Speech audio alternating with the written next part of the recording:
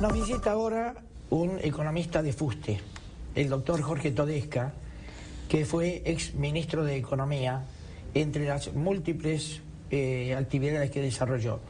Hoy es presidente de FinSupport, una consultora sobre temas económicos. Gracias, doctor Todesca, por acompañarnos. No, Richard, un gusto. Gracias.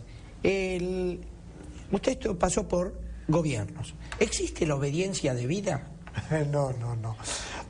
Hay algo que es bueno el asunto, porque ha cambiado mucho, porque los funcionarios no solo llegaban por su adhesión política, sino porque tenían una carrera que los hacía suficientemente prestigiosos para que un presidente los convocara. No estoy hablando de mi caso particular, pero así en general era. Los presidentes convocaban, además de gente de su sector político, o no, convocaban gente que se supone garantizaba su gestión. No siempre acertaban, ni los que el presidente elegía, ni el propio presidente en su elección. En esta época creo que tenemos una concepción más de que son empleados en relación de dependencia, los altos funcionarios públicos. Esa es la impresión que me dio ayer, que me dio vergüenza ajena ver que los funcionarios estuvieran presentes acompañando a Vudú cuando se veía a las claras y a lo lejos que no querían estar ahí, y menos claro, que lo fotografiaran con él. Y sin embargo, la presidenta bajó línea que tenían que ir y fueron todos como corderos.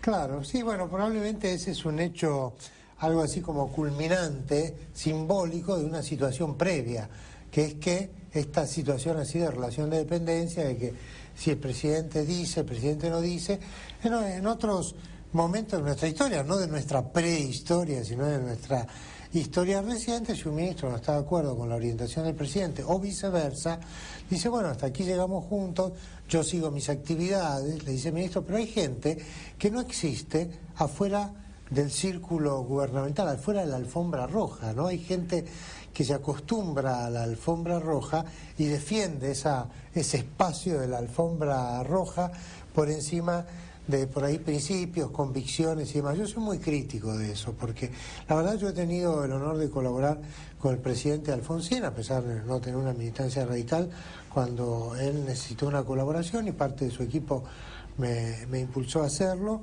en la última parte de su gobierno, y me siento muy satisfecho y honrado de haberlo hecho. Eran momentos difíciles, se habían cometido errores, había buenas intenciones y demás, y por supuesto colaboré con el presidente Duhalde, ahí sí, dentro del espacio político en que yo he desarrollado mi vida, que es el del peronismo.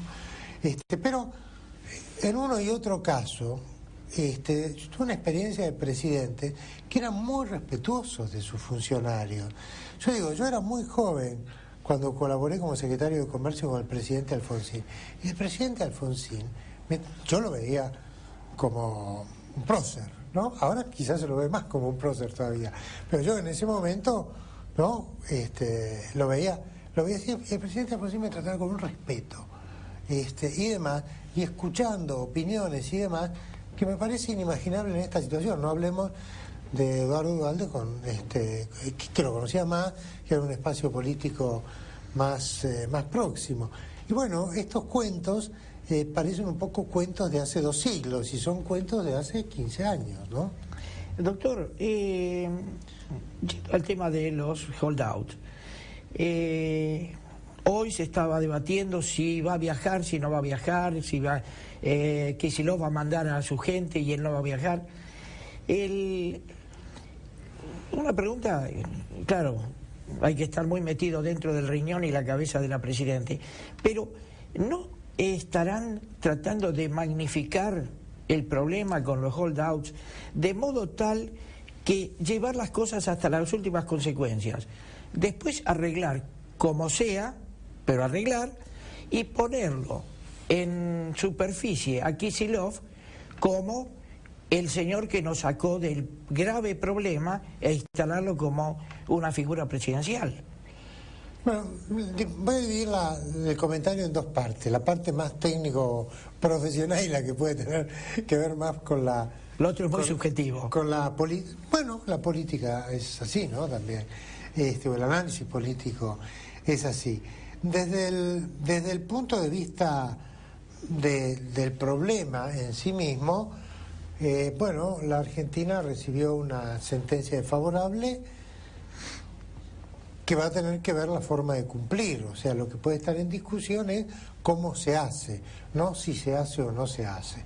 Me parece que el gobierno se ha ido convenciendo de que esta es la cuestión.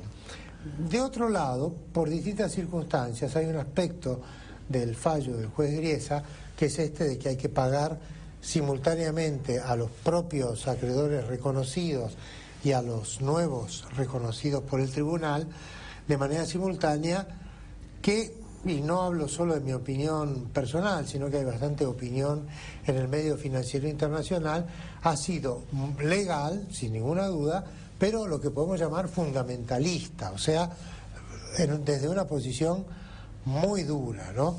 Entonces, ahí uno esperaría que, en cuanto el gobierno haga algún principio de oferta, esto se remueva, porque la verdad, eso no puede ser. Doctor, ¿no? Hoy en Clarín hay una solicitada de una página de la Task Force, donde dice que están esperando que el gobierno se acerque a negociar, por eso están dispuestos a negociar. Sí, mire, aquí yo profesionalmente, y por haber estado uno así no digo en este tipo de negociaciones, pero en varias, uno filtra la dureza de un lado y la dureza del otro. Pero esto es como los perros antes de trabarse lucha, por ahí muestran los dientes.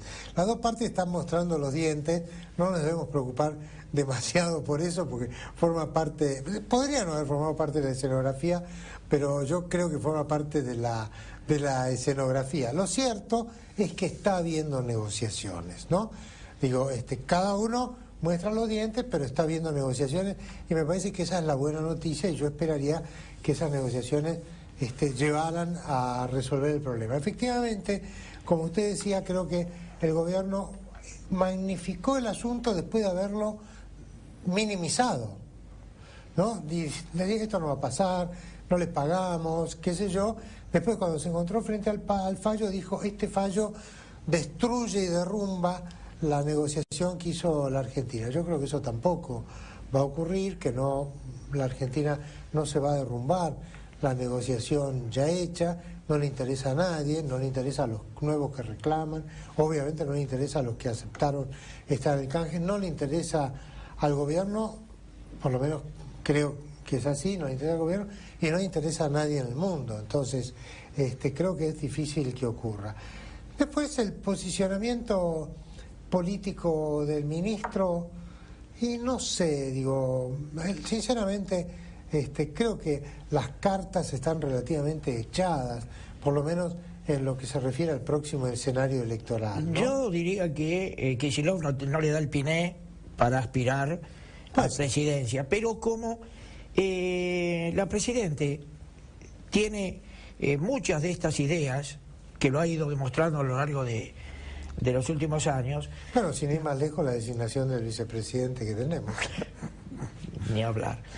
Pero a Vudú me parece que lo están cuidando porque tienen miedo que prenda el ventilador y ahí van a salir muchos perjudicados, ¿no? Sí, o mostrar una fisura institucional fuerte, ¿no? Que a uno se le caiga el vicepresidente es una fisura institucional fuerte, Y ¿no? que lo investiguen y vayan para arriba también es fuerte. Sí, también, claro, también, sí. Porque todo indica que Vudú no hizo lo que hizo porque lo quiso hacer por él, sino que le abrieron la puerta para que lo haga. Bueno, ahí la verdad yo esperaría lo que la justicia todos esperamos, pero y demás, ¿no? Para no sumarme a presunciones que pueden ser poco basadas, por lo menos en el marco de mi profesión, que soy un humilde economista.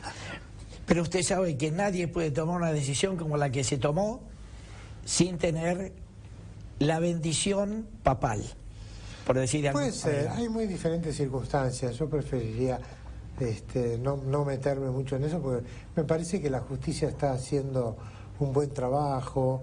El periodismo, usted también es periodista, está haciendo un buen trabajo de investigación y de hecho eso complementa las cosas, ¿no? Y como ciudadano me siento bastante tranquilo de cómo está avanzando este tema. Respecto de avanzar, digamos que si avanza el tema de los holdouts, puede tener distintas derivaciones. En el escenario, ¿cuál sería lo peor que nos puede pasar? No, lo peor que nos puede pasar sería una ruptura completa de la negociación, ¿no? Yo creo que en ningún caso se cae la reestructuración ya hecha de la deuda externa argentina. Creo que en ningún caso se cae. Lo peor que nos podía pasar es que el gobierno finalmente desconociera el fallo del juez aceptado y refrendado hasta por la Corte Suprema de Estados Unidos. Si eso ocurriera, la Argentina quedaría mucho más aislada en términos internacionales, en términos de poder recibir crédito del gobierno, en términos de poder recibir crédito del sector privado, en términos de financiación del comercio exterior. O sea, lo que normalmente pasa en una de estas situaciones, si se produjera ese extremo que usted dice, es que la Argentina, el país que sea, ¿no?, que le toque esto, queda aislada, queda sujeta a lo que son sus propios recursos financieros y demás. Yo no creo que esto ocurra.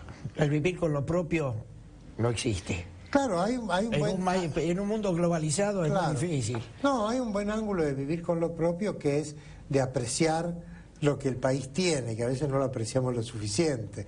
Y hay otro ángulo que es decir, bueno, tenemos mucho que ganar con una buena relación internacional del país, ¿no?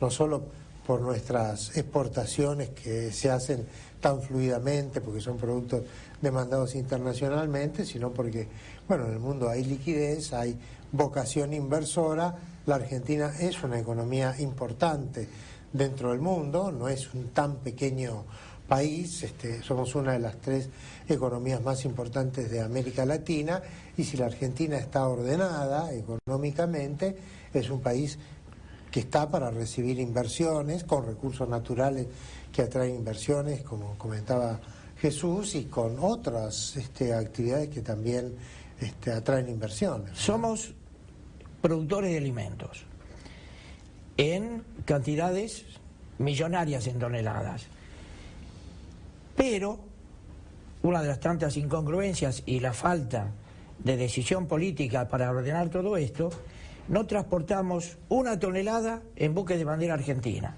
se transporta todo en bandera extranjera y se pierden de auténticos ingresos de dólares entre 5 y 6 mil millones de dólares por año en concepto de fletes. Claro. Entonces, hay cosas que no se pueden llegar a entender. Aerolíneas, se podía haber comprado con los subsidios 2 aerolíneas y media con aviones nuevos, con los subsidios que se le está dando. Cuando usted va a cualquier agencia de viaje y compra un ticket con cualquier aerolínea. Esto, que es soberanía e ingresos auténticos para el país, no se hace porque no tenemos buques. Claro. Bueno, ahora, aquí hay un tema central, ¿no?, que recorre todo esto, que es, yo creo que la Argentina tiene muy difuso su proyecto nacional como país, no el de un partido o el de otro, sino el de la Argentina, ¿no? ¿Qué lugar aspiramos para la Argentina en el mundo?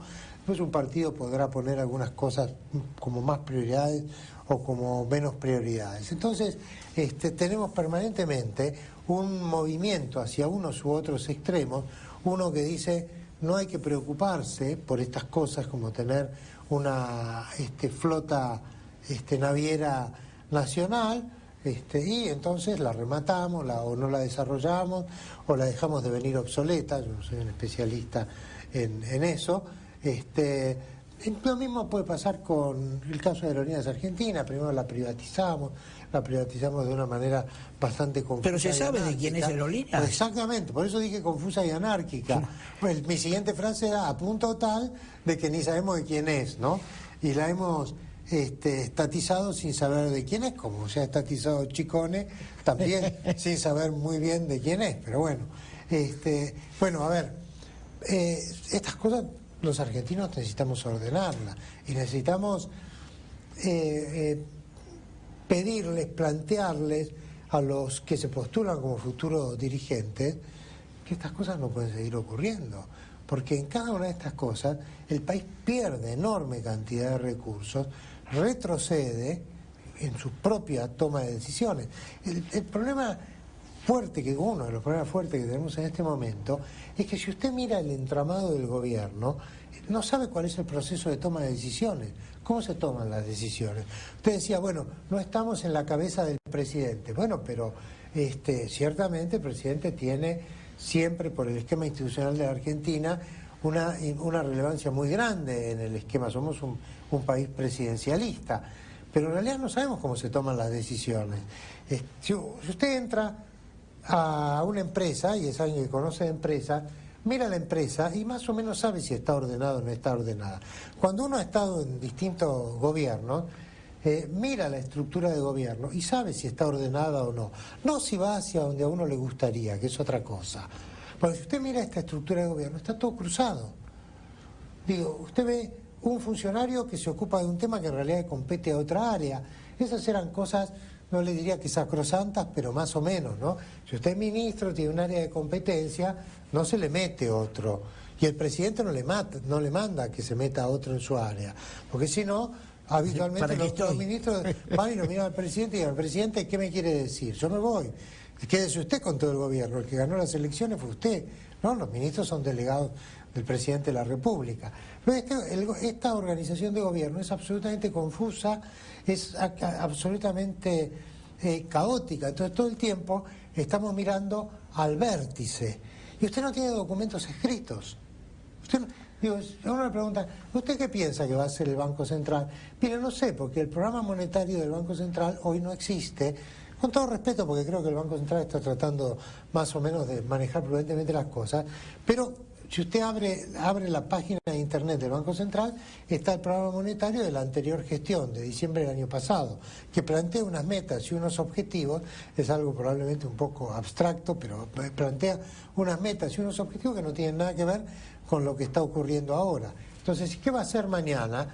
Entonces, el Comité de la Reserva Federal de Estados Unidos, que es el banco central más grande del mundo, se reúne y emite una minuta. Son difíciles de descifrar, son media misteriosas, pero están y uno puede analizarla. Acá no hay ningún documento. No Doctor, sabe. Nos quedan 3 minutos para esta pregunta. ¿Cuánto tiempo se puede sobrevivir con una inflación del 35 al 40%? Bueno, eso obviamente está desestabilizando fuertemente la economía y es una de las causas por las cuales la economía está en recesión. Está en recesión significa que está cayendo un 1, un 2%, no un colapso como 2001, 2002, pero sí una caída fuerte de la economía.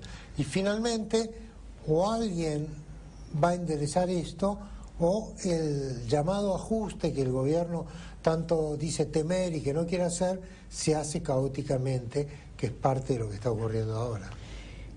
Con una inflación del 40% como se prevé para terminar este año, ¿habrá otra devaluación? No necesariamente, porque hoy el problema del tipo de cambio no es un problema igual que el que teníamos en 2001 o 2002. Fíjese, usted que es un especialista en eso, que nuestra balanza comercial todavía tiene superávit. Entonces no tenemos el típico problema de déficit en el comercio exterior que se corrige con una devaluación. Tenemos, y ha habido además corrección devaluatoria, casi compensada con el aumento de precios, ¿no? Pero bueno, fíjese que el problema central lo tenemos porque la Argentina no tiene ingreso de capitales, y eso no es solo una cuestión de tipo de cambio, sino una cuestión de confianza en el país, de certidumbre en sus reglas del juego y este tipo de cosas. Bueno, la economía dice que tiene una regla que es básica y es confianza. Así es una parte importante. Doctor, muchísimas gracias por habernos acompañado. No, al contrario. Ha sido un placer tenerlo en este programa. Gracias. Bueno, nos vamos hasta la semana que viene.